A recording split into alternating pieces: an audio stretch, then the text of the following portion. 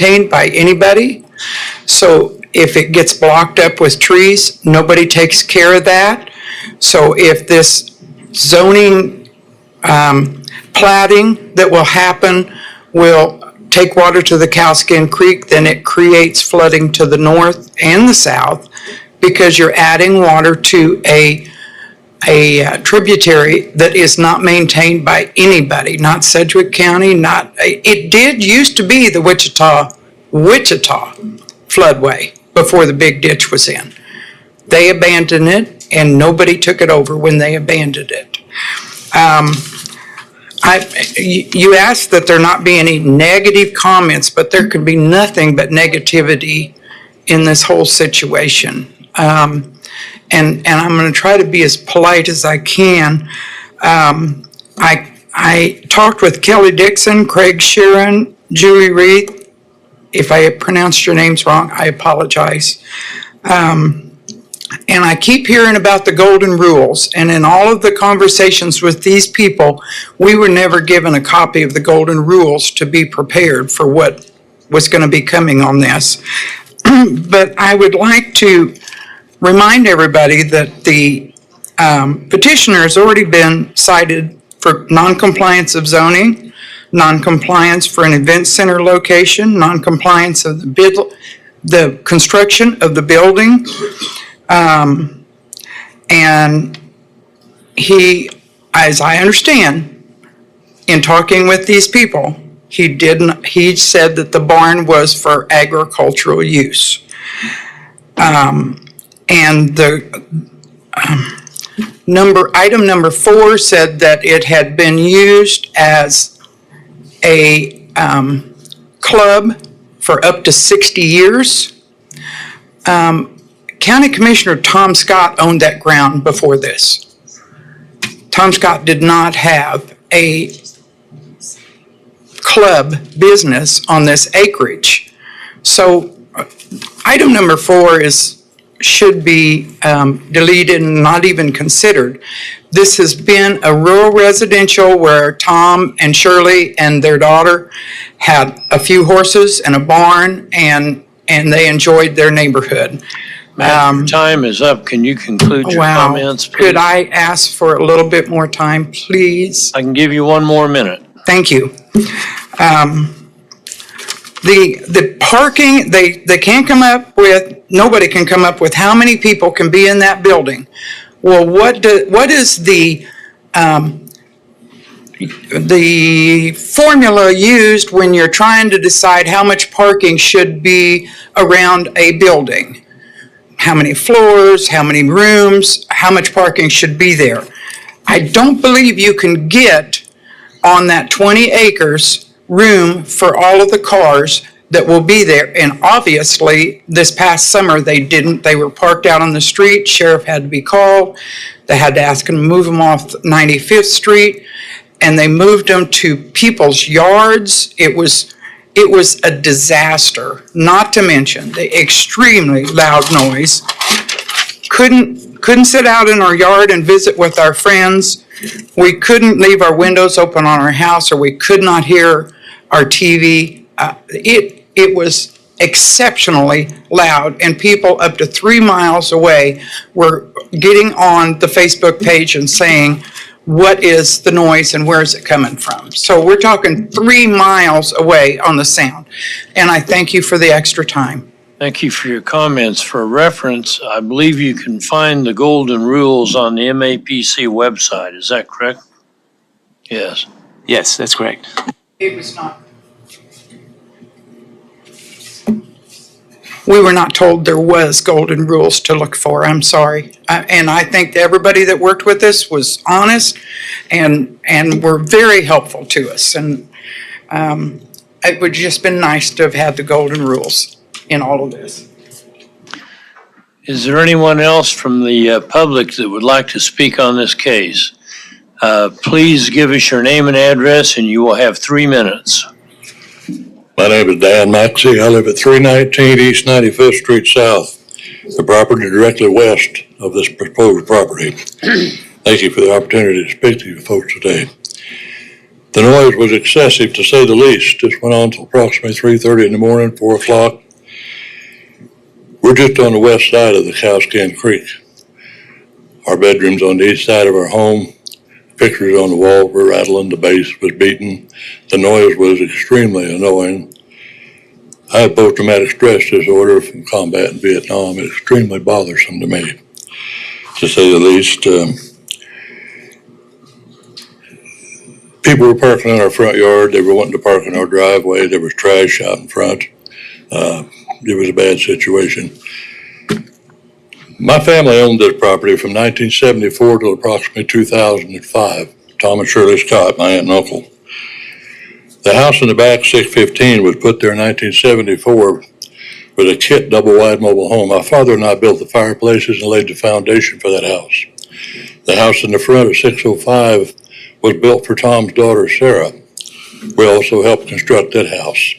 So the property has a special meaning to me. It's a nice piece of property. I'm glad these folks have it. I understand them buying it. But what they propose to do is certainly not considered of those of us that live around the area. When I built my garage, I was required by the county to elevate my property 2.3 feet above existing grade because I also am in a floodplain. I see no elevation on this barn structure. It's dirt floor, yes, that's true, but still, compliance is compliance. I had to elevate my house 2.3 feet above grade, and again, I see no elevation on this structure. I don't like the idea of having an event center there. I don't like the idea of the noise. I don't like the idea of the traffic. I'm just totally against it. I hate to say that I deny somebody the right to do what they want to do, but within reason, this is a little extreme for the area that we live in. Maybe it doesn't bother some people, but it certainly does bother us. And thank you for your time. I appreciate it. That's all I have to say. Thank you. Thank you, sir. Is there anyone else from the public that would like to speak on this case? Please give us your name and address, and you will have 3 minutes. Hello, everyone. My name is Liz Loera. My address is 5027 South Jade Avenue, and I am here to speak on behalf of the family. They are my relatives, and I'm here also as a translator today. There was an event back in the summer. It was actually in September of last year. That has been the only event that has been held. It was our personal event. It was not something that we contracted for. The sheriff that was there was 4 that we hired. We paid them to be there so that we could ensure the safety of everyone that was attending the event. I'm sure there were phone calls, but we had hired them prior to the event, like I said, to ensure everyone's safety. A lot of this has been, what happened first, that event was done without knowledge. I believe he said that it was not maliciously, we're just gonna come here and we're gonna crash and party every night. There's just been a process that has been very thorough that we were not aware of. We are learning about everything that has to be done, and I think the key word here for everyone to keep in consideration is compliance. We're here to learn about what that is, what it means, and to abide by all the rules and regulations. So like I said, compliance is the key. We are willing to do everything that is gonna take for us to be compliant with the building permits, whatever that takes, and also the plotting. We have hired professionals to take care of that, of the plotting and surveying and making sure that, again, everything is in compliance. Thank you. Is there anyone else from the public that would like to speak on this case? Please approach the podium and give us your name and address, and you will have 3 minutes. Hi, good afternoon. My name is Diana Bruffett. I live at 9510 South Stearns, Hayesville, Kansas. I just want to say I'm all in favor. I wanted you to know there is residents that do not mind that he put his event center there. We have the cottage venue that is 5 miles within our area. We have the city of Hayesville that has outside events. They just had a party over the weekend. It's called the Party in the 060. I could hear their music from my yard. It didn't bother me. I know it's going to happen.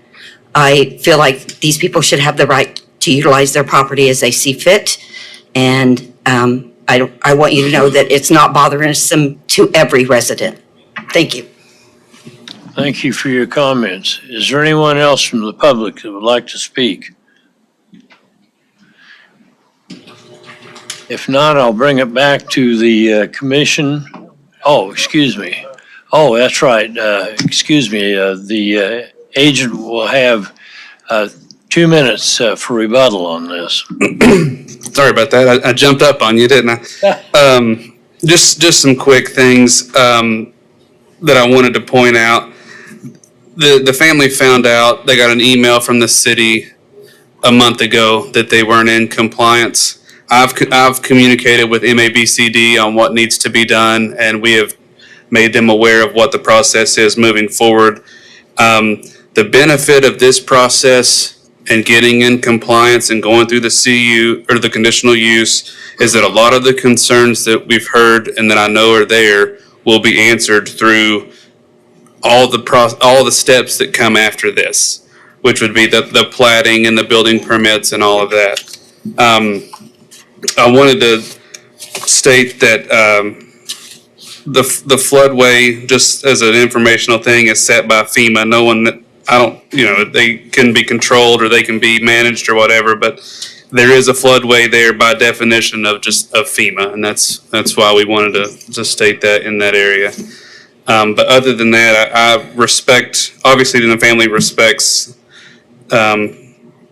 the neighbors and want to be a good neighbor, and that's why we're here. As soon as we found out, they applied for this conditional use to get it up into compliance. So just wanted to state that. Thanks. I'll bring it back to the commission for discussion and action. Mr. Blick, you have a comment? That's a quick question. Oh, Sorry. I just had a quick question. So after they received notifications, have they had an event since then or scheduled any events? No, they have not. Okay, cool. Thanks. Mr. Nix. So I have a question. So the major complaint on noise, was this one event or has this been multiple events? So it's just been one event. There obviously, I'm sure there'll be plans to have more once we get this process going, but the noise complaint was one event, and we didn't have obviously the staff's recommendations on putting time limits on things and whatnot. They were just having a good time, and it probably went a little longer than planned, but that's how these things go. Can you go louder? So can I ask you about the ag barn that you got there? So I mean, is there any reason? when you pull I'm sorry, what? Is there any reason that you need to have a band outside that building, given the size of that building? It just kind of depends on, I think that would depend on whether, what type of event you're having. I know if you're having, say, a wedding, you may want to do the reception outdoors. Obviously, I'm sure as this process goes on, they'll make up a lot of this ground and be able to do a lot more with it. I think my own wedding, we had an outdoor reception, which had a DJ, who wasn't worth what we paid for him, but that's not up to you guys. But anyways, there may be some events or some things where you want to have a band outside. And again, putting the time frame on it that the staff's put on it is definitely something that we respect and abide by. The building permit, as stated, was pulled as an agricultural build. That's just how it's denoted on the application as an agricultural building, because there wasn't any, didn't know they needed a commercial permit, and it wasn't going to be used for residential. So there's only one other option, and that's agriculture. Okay, it looked like a barn. You drive a big tractor in or a combine to me and stack hay on the side of it. That's what it looks like. Yeah, that's right. And I believe there are several event centers around the county that kind of have that same feel to it, kind of a Western barn feel. Mr. McKay. Sir, you said, I was asking you earlier, do you agree with all the comments if it's approved by this body? And you said all except 9 and what other one? That's it. And so we're requesting just number 9. And then on the supplemental regulations that are in this, because the building is within 100 feet of that south property line, supplemental regulation number 7, we're asking for that to be waived just based off of where the building is. If you pull the site plan, I can show you that. So we're within 100 feet of this south property line, and supplemental regulation number 7 states that the event center has to be 100 feet from all property lines. That Cowskin Creek does give a little more buffer, so technically we're 150 feet from the other property line, but we're within 100 of our own south property line. Any So it'd be further, waivering supplemental use number 7, and then we're asking for number 9 of what Planning Commission has recommended. Mr. Aldridge? I would imagine that if this is approved, that you would have adequate restroom facilities, whether they're Johnny on the spots or. Yeah, all of that is in the IBC, the International Building Code. So when they go to pull a commercial permit, they'll have to meet, there's a specific type of use you can have, whether it's assembly or whatever it may be, requires a certain amount of bathrooms, both male and female. How many people can be inside the facility at once, or, inside the barn at once. So all that will be done through that process. Help those would be elevated. Are there any further questions or discussion from the commission? Mr. McKay? This may not be a question for the applicant, but it might be for the staff. The property line, we keep referring to it, and the cow skin. Does the property line go to the middle of the cow skin or the edge of the cow skin? It does not. It stays on the edge, and the cow skin is its own, it's separated out between the two properties. Beg your pardon on that. My property line is the center line of the county. Okay. Any further questions? I'd like to have an answer from the staff. Staff?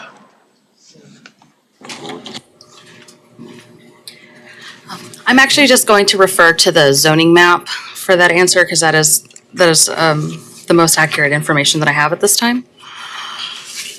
Okay.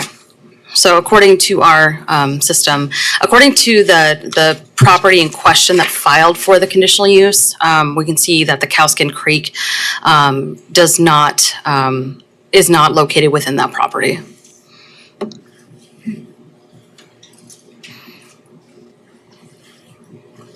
Okay. Does that answer your question? I have a question for staff. Yes. So Christina, if we don't know what the capacity is for inside the building and potentially we would approve having music outside of the building, what would be, or is there a maximum capacity? Because if we're going to hold events outside of the building, is the maximum capacity 300 cars and 700 people, or 500 cars and 1,500 people? Or I'm curious about what that maximum capacity overall is if we're not basing that on what's inside the building. That is a good question. And I am struggling to answer it at this time. Kirk Spons, Deputy County Counselor. I don't have the full answer for you, but part of the considerations for these event centers is, at least concerning the parking and concerning the vehicles, the required parking for an event center in the county shall be provided at the rate of 1 space per 4 occupants or as established by a parking study. And it goes on from there to give some descriptions, but that's at least an initial parameter, if you will. But that's for occupants of the building. And if you have music outside, I'm just curious, like, how many people could you have if you're actually holding your event outside?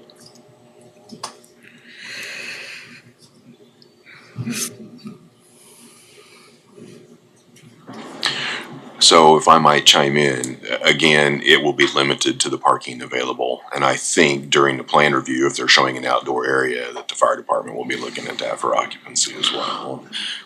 Just looking at the size of the building. Christina, did you say it was 70 by 120?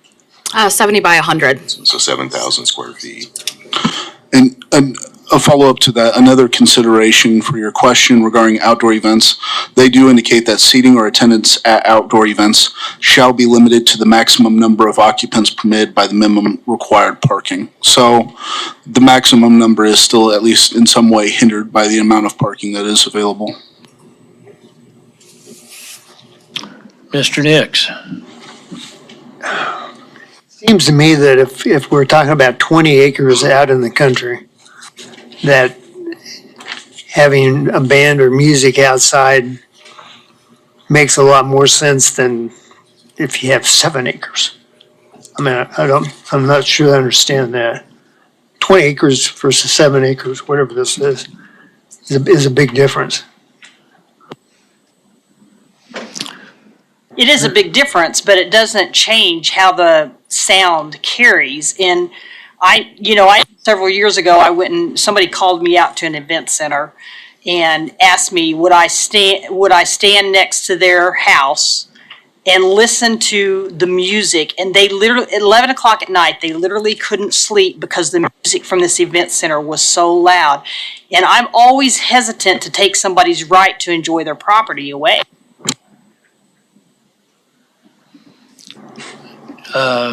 Mr. Bill Johnson. This is a staff question. This is a conditional use, which will have requirements. In the event none of these requirements are met, this becomes null and void, right? That's correct. But that doesn't pertain to sound because there's no noise violation in the county. So you can complain and complain and complain, and absolutely nothing will happen, and they'll continue to have their conditional use. Any further discussion from the commission? Yes, Mr. Mader. I'm having that same problem of 7 acres, under 7 acres versus 20. That's a huge variance for us to agree to accept 7 acres, under 7 acres where typically we say 20. And with all the unknowns, we don't know what the occupancy will be. We don't know what the parking will be. If this was 20 acres, then it wouldn't matter, in my opinion. If it's under 7, the occupant load on a 7,000-foot building plus exterior, and yes, you can limit parking, but again, we had people parking on the street. We had people parking in other ownership. I'm going to have a problem just figuring out how this is going to fit on such a small parcel. I don't really have a question. I have more of a comment, and if anybody thinks differently than that, I'd love to hear. Is there any other discussion on this case, or are we ready for a motion? Ma'am, I'm sorry, the public section is. Y'all gave them a chance to come back.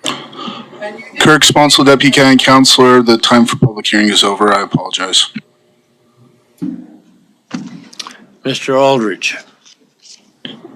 We've had a lot of discussion on this, and I definitely understand and feel for the neighbors. The agent for the applicant said that, they want to be respectable of the neighbors.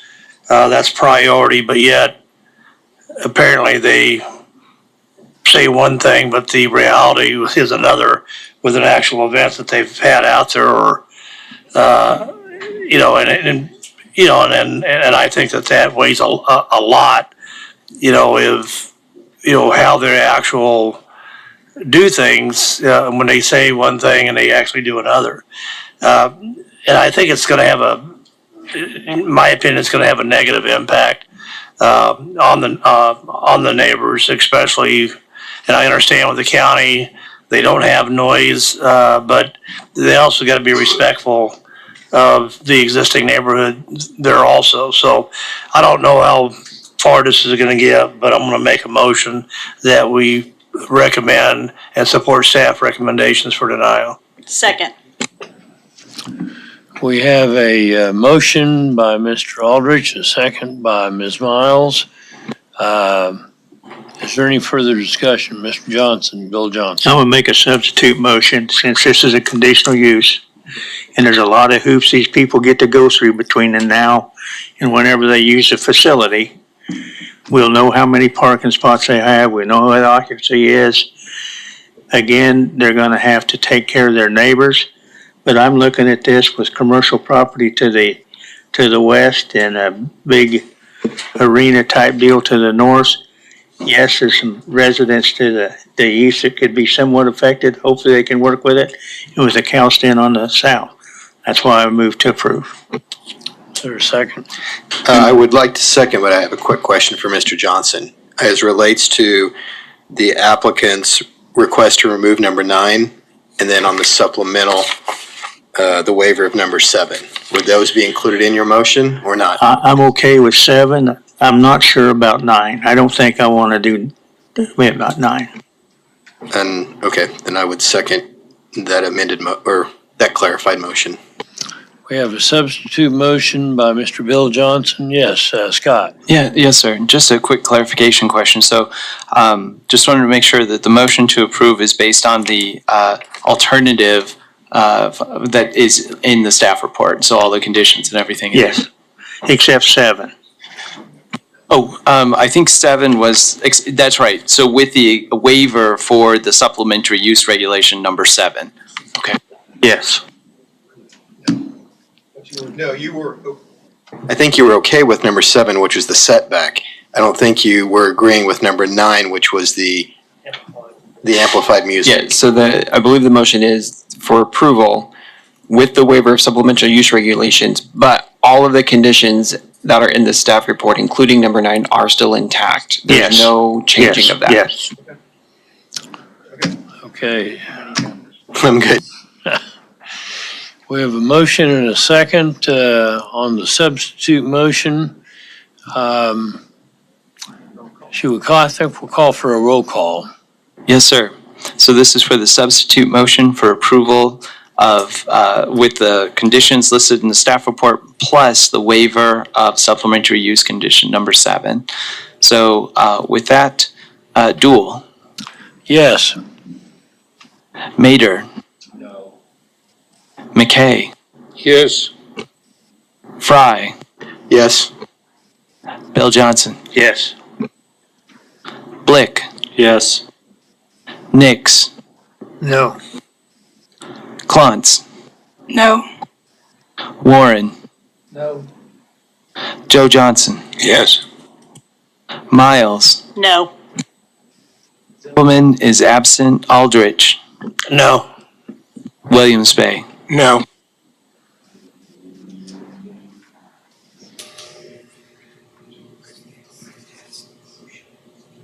I have that the motion fails 6-7. Okay, we'll bring it back to the original motion, which was to accept the staff's recommendation and deny the application.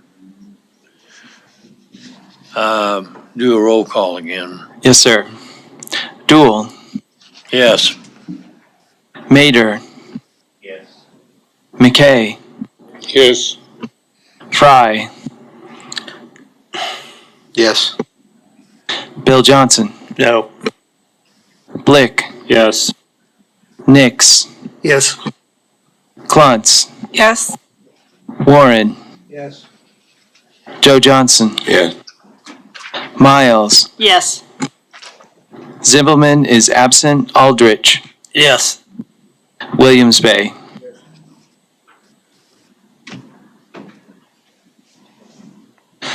I have that the motion passes 12-1. Thank you. The next case we're going to hear is item 4.4.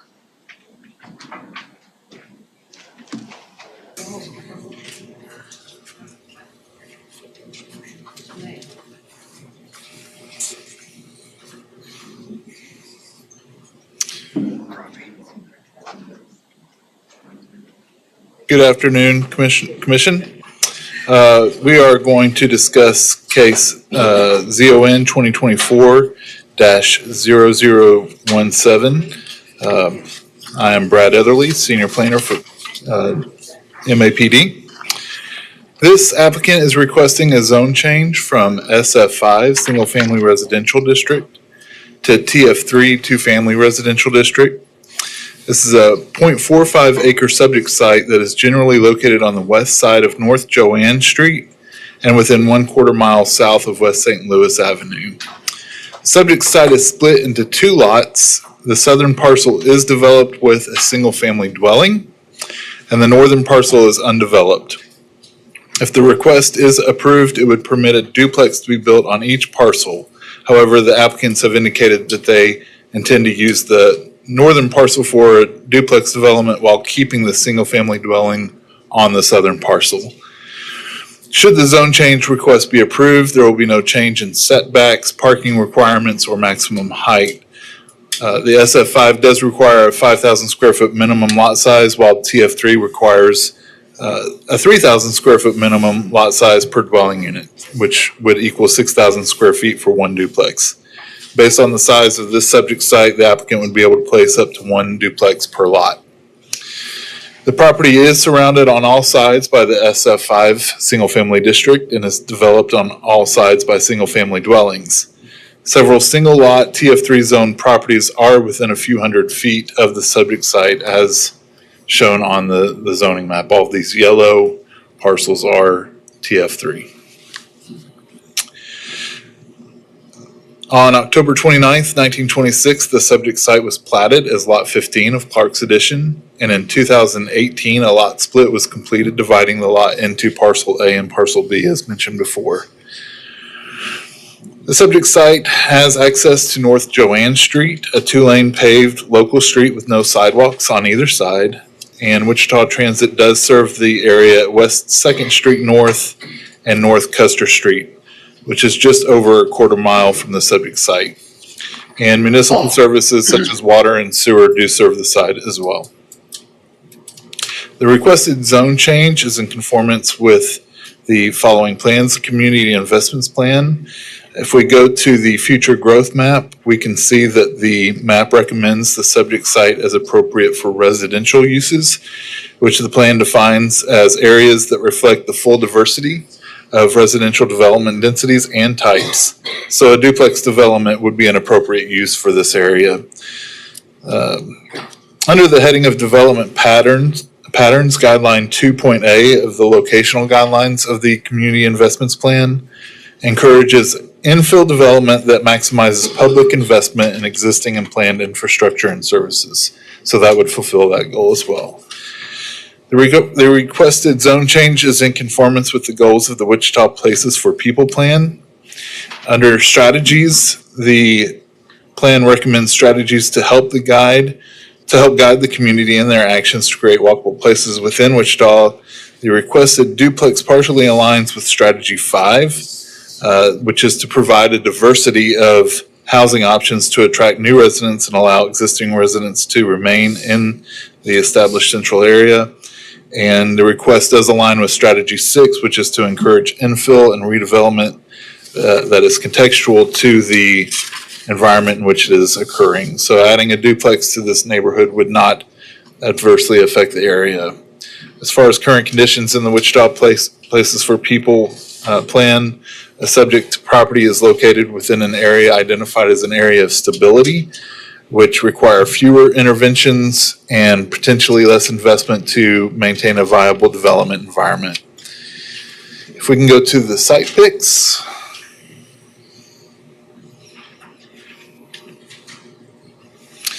This is a picture of the 2 lots with the single-family dwelling there on the left and the vacant lot to the right where the duplex is proposed. Next picture.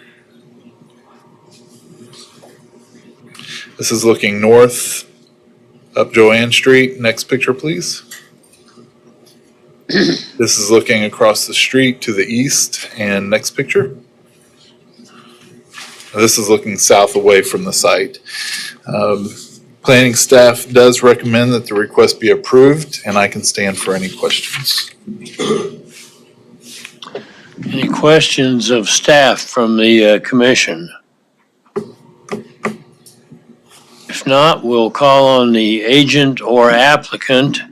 Please give us your name and address, and you will have 10 minutes. Ken Lee with Garver, 1995 South Midfield Road. We're the agent for the applicant. We have the applicant here as well. We're in agreement with staff comments, so I'll just stand for any questions you might have. Any questions from the commission? Mr. Blick? Just have a quick question on parking. Are you going to use on-street or is there enough room to get a car in the house in there? The proposal is to have a single car garage for each unit. And On the outside? They'll have a garage and a parking stall in front. Okay, cool. I was just wondering. Yeah, Mr. Johnson? Do you plan to build those side by side or staggered? It'll be built to the building setback, probably maybe 1 foot behind the building setback, so they'll be side by side. It'll be back a little bit to provide for the parking, actually, so it'll be a little bit back, but it'll be generally towards the front of the lot. Thank you. Any other questions of staff from the commission? Excuse me, of the agent? If not, thank you. Is there anyone from the public that would like to speak on this case? Please come forward and give us your name and address, and you will have 3 minutes.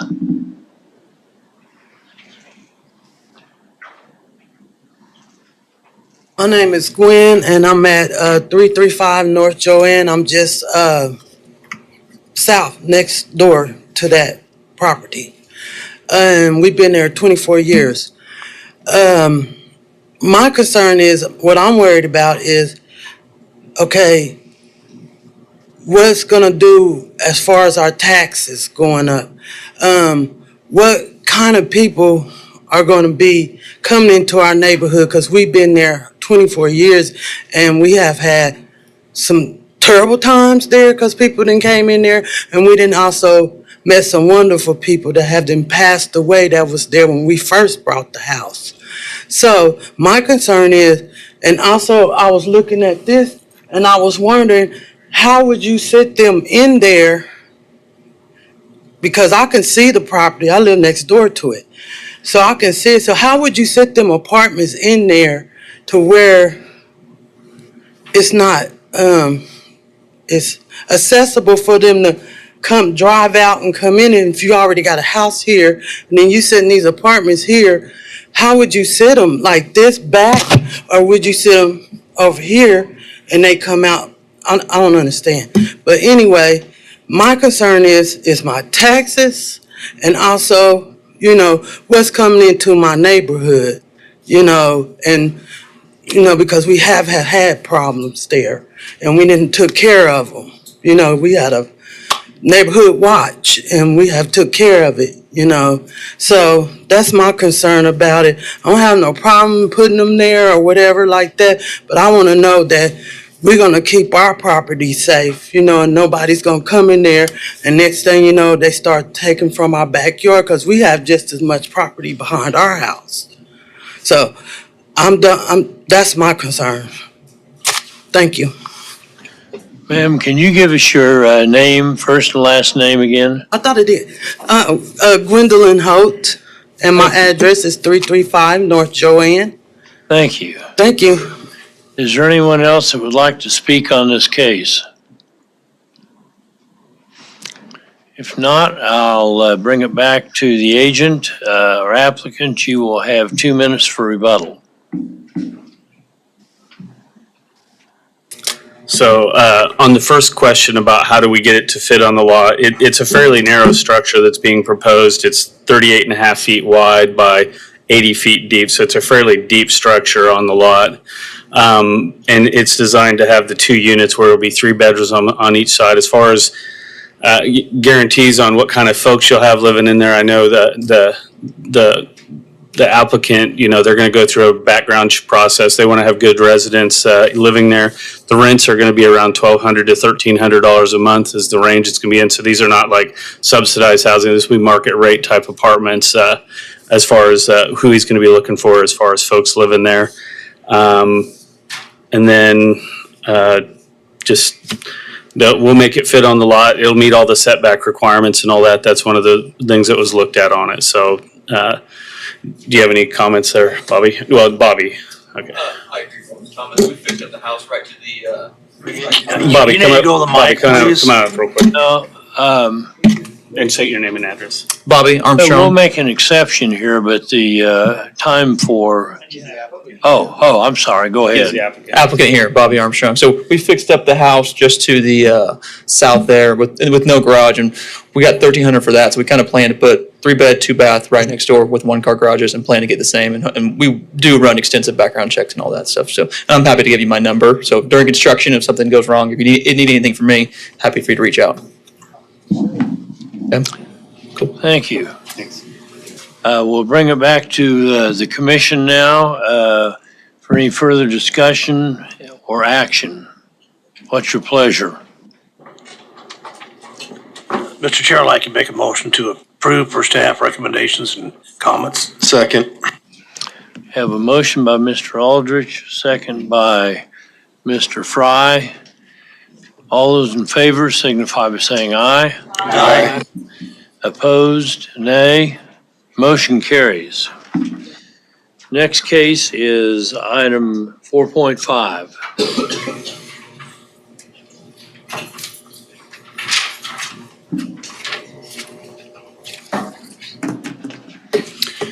Good afternoon, everyone. Christina Reith with planning staff again. This is case number zone 2024-00018. The applicant is requesting a zone change from single family, single family, to two-family residential district. This property totals a little bit under 50 acres in size, and it's located on the east side of South Meridian Avenue, within 1/4 mile south of West 55th Street South. The subject site is currently an agricultural field. In 2023, the subject site was annexed into the city of Wichita as part of a proposed 150-acre residential development and was automatically zoned SF5. The subject site, the 50 acres, is in the middle of this larger 150-acre proposed development, which will include single-family dwellings and duplexes. So the applicant has indicated that they intend to subdivide this property into duplex development, hence the zone change request.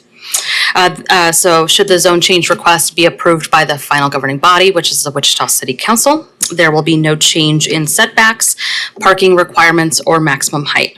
The only key difference here is that in the single-family district, it only allows for single-family homes, and the minimum lot size is 5,000 square feet.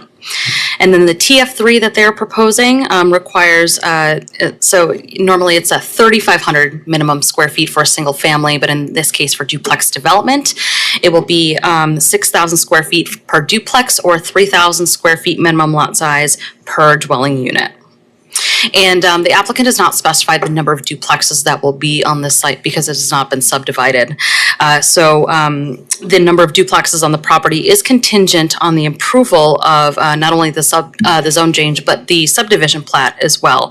And that will account, when we look at the land area, we have to take into account access controls, rights of way, drainage, and other reserve areas. The character of the immediate vicinity is agricultural, but there is low residential development within 1/2 mile northeast of the subject site. So property to the north is SF5 and is owned by the applicant, and property south is also SF5 and owned by the applicant. These are all agricultural fields at this time.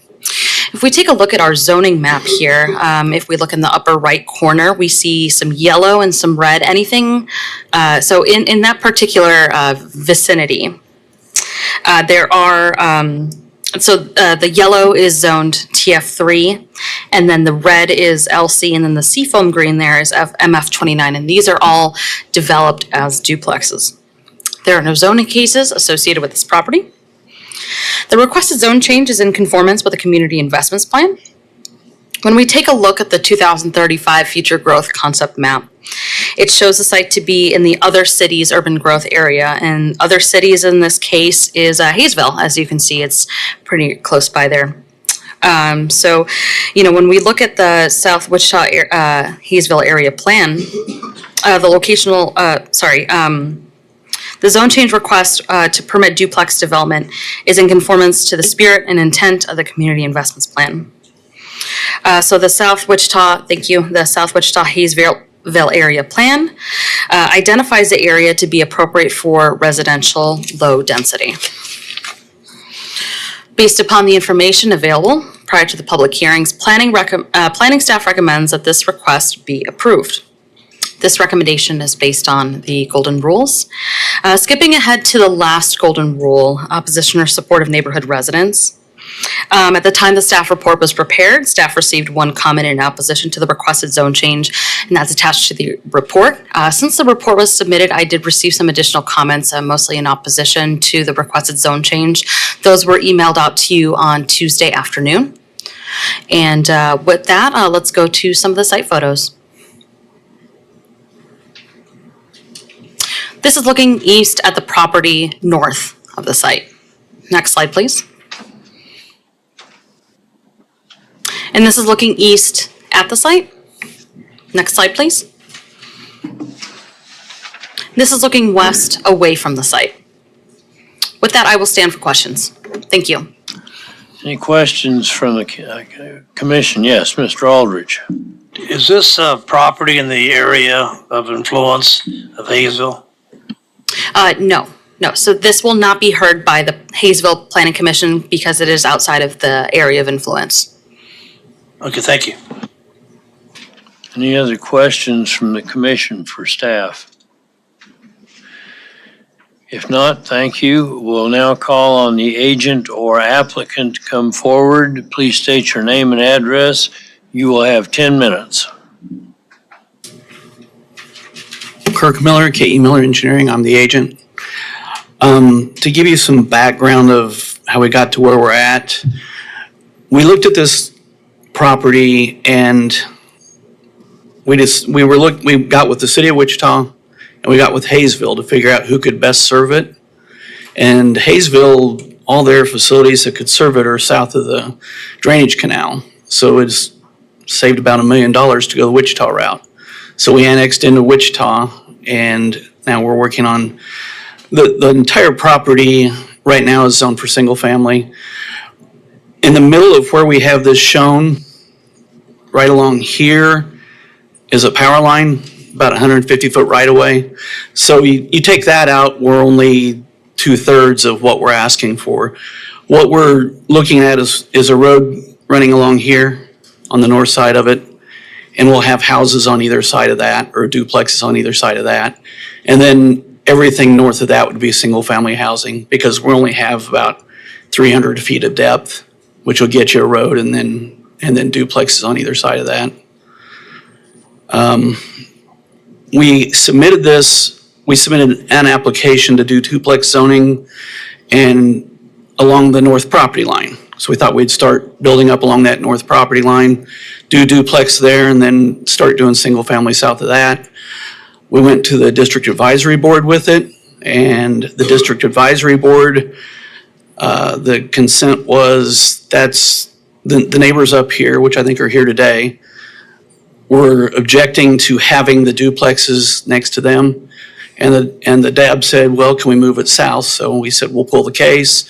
We're coming out here, we're moving it south, so we're gonna have all the single family buffer between the duplexes and these properties to the north. I'd be glad to answer any questions. Any questions from the commission? Mr. Aldridge. Mr. Miller, you'll have full services, utilities from City of Wichita? Correct, yes. Yeah, thank you. Mr. Blick. Well, at least you didn't have to build a sidewalk all the way. The county and the Hayesville already built it for you all the way up. But it did look like it was really low down in that area, but it's mostly on the west side, and you're not in the floodplain, so it's pretty. Right, we're not in the floodplain. Pretty good area. It's pretty flat. So there's gonna be some dirt work, there's gonna be a pretty good detention size area because we need the dirt more than anything, but yeah. Further questions from the commission? Not, thank you. Okay, thank you. Is there anyone from the public that would like to speak on this case? Please approach the podium and give us your name and address, and you will have 3 minutes. Deborah McClure, 1873 West 55th Street South. You should have exhibits 1 and 2 that I had given previously. Thank you for allowing me to voice my opinion to deny the zone change request. The staff report is somewhat misleading. The property is approximately a half mile, not within a quarter mile of 55th Street. It also claims the duplex development 3/4 mile away is in the same neighborhood. It is not. As Exhibit 1 shows, the development is considered urban. This property is considered rural. Different characteristics exist between urban and rural. The staff does not think removal of current restrictions will detrimentally affect nearby properties. The report does not even address the properties that look directly north and along 55th, probably because they don't fit the narrative of duplexes and small lots. Those platted lots are at least 1 acre for single-family dwellings and, in my opinion, set precedents for plats on the west half of Section 30. Exhibit 2 shows what the proposed development, before they said something, could look like using lot sizes from the duplex development referenced in the staff report. It does not look compatible to the surrounding area. It looks crowded and out of place and more of a place for a cult than families. There is not a nearby duplex development and there isn't a need for one here. Hayesville, which has a growth rate of 0.5%, and Wichita, negative growth rate, both have 1-to-1 renter household to rental unit ratios. Both have vacancy rates considered higher than average with lots of available units, which in turn should mean lower rates. Hayesville has 2 additions being built. One will have 46 duplexes and 130 single-family homes. The other will have 16 duplexes and 17 quads being marketed as high-end. Wichita has $5 million for a pilot program in 2 locations to renovate homes into affordable housing. In 2022, there were 206 new 2-family building permits issued in Wichita, and in 2023, it almost doubled to 407 new permits. Whereas in 2022, there were 714 permits issued for single-family dwellings, and that decreased in 2023 to 606 permits, I'm sure due to federal incentives. I drove past the property requesting the change on Thursday, April 11th, and again Thursday, April 18th, and both times I did not see the required signage as stated on line 8 of the instructions for filing a change of zoning classification application. I did see a white square, no visible red lettering, lying on the edge of the field behind a for sale sign. The staff should not be comparing urban neighborhoods with rural ones and should address all properties nearby, not just the ones that fit their narrative. May I have more time, please? I have just a little bit. I can give you 1 minute, ma'am. Thank you. The proposed duplex development will be a detriment to the actual neighborhood and won't be compatible with existing housing development and should be denied. By the way, one of the properties adjacent to the east is not agricultural. It is part of the South Lakes floodway and is not mowed but home to wildlife, including coyotes, deer, and turkey. Thank you.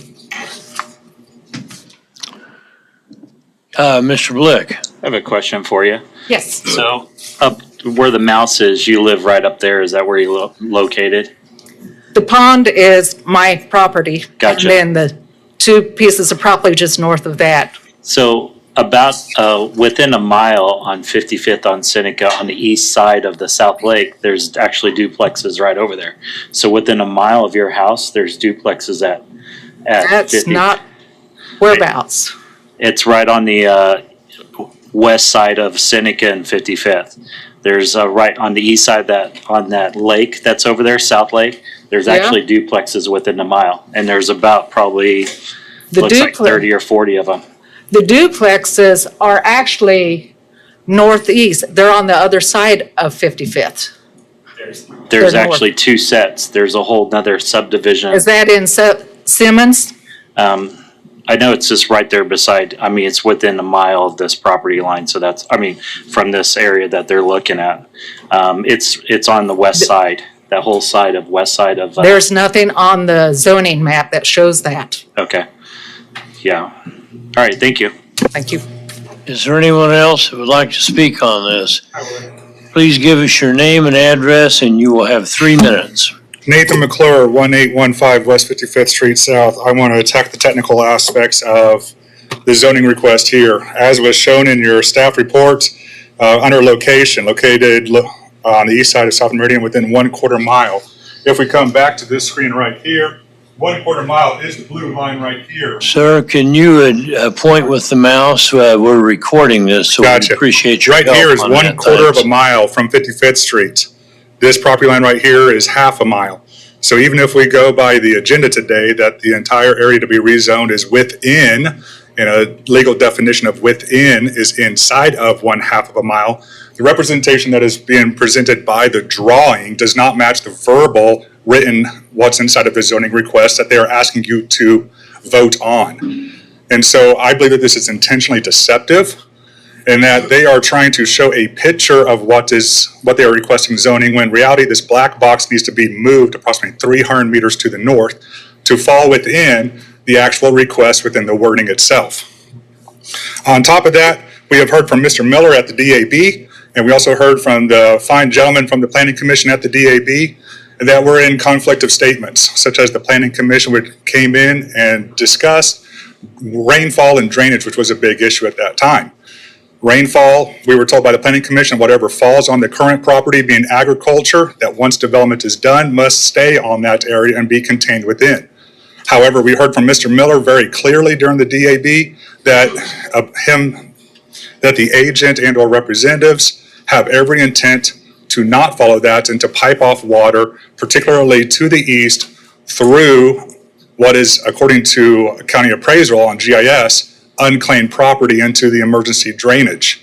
That emergency drainage canal was built in the 1990s due to severe flooding in South Wichita. And I have questions about compromising the drainage issues into South Wichita, as the house that I grew up in had catastrophic flooding twice, and an emergency canal was put in to mitigate that extreme flooding in the 90s. Really, my big one that I have, besides what my mother stated, is that the sign was not there. That is a route that I travel regularly with my duties in Hayesville. There was no notice, public notice along the property that zoning request was out there. I believe that the wording is extremely deceptive and wrong. I believe that what's being presented to you in pictures is not matching the verbiage, and I would ask that you decline this based upon a technical aspect and have them reapply properly with thorough guidance. The other one I would also show you is when you pull GIS for actual land ownership, land is not owned by Samantha Mecca. It is Suki Property LLC. And again, for technical abilities, I would ask that you deny this and have them reapply appropriately and to be addressed at a later time when it's properly applied. Any questions? Any questions of the speaker? Thank you. Is there anyone else from the public that's here that would like to speak on this case? Seeing none, we'll bring it back to the applicant or agent, and you'll have 2 minutes rebuttal. Okay, as far as the drainage, as you know, that gets addressed during the platting, and we cannot have increased runoff. You know, we have to follow the drainage rules that the city has in place. And we will be following the city rules. We did put up a sign. Now whether somebody did something with the sign, I don't know, but we were out there 2 weeks prior to and put the sign up.